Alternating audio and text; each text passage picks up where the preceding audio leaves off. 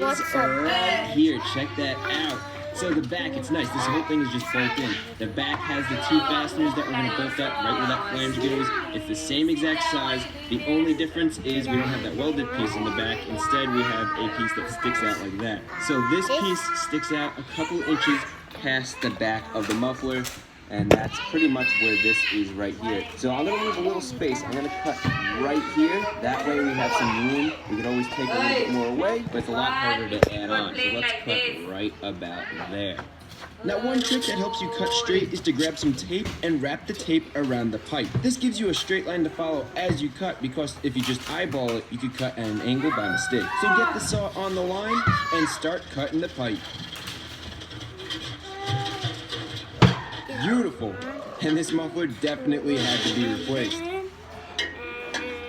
So now with this end of the muffler sawed off, let's head over to the front of the muffler at the flange, and we need to remove these two nuts holding it on. Now I already sprayed these down with penetrating fluid so they could soak.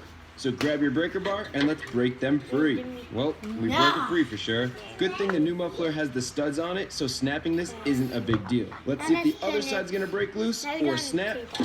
And this side snapped too. It actually works in our favor. This makes it a lot quicker than trying to remove the nuts. So now we can remove the muffler. And to get the muffler off the exhaust hanger, a little trick is to use some silicone spray as lubricant, and then wedge a flathead screwdriver in there to help open up the hole. Then pry it outwards, and it should come right out. Just like that.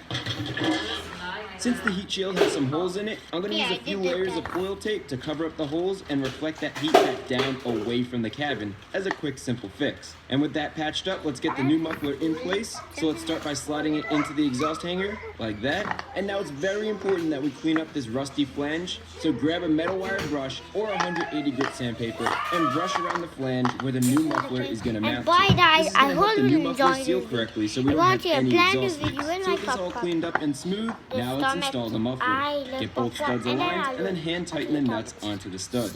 And it's important that we go back and forth and tighten each nut down a little.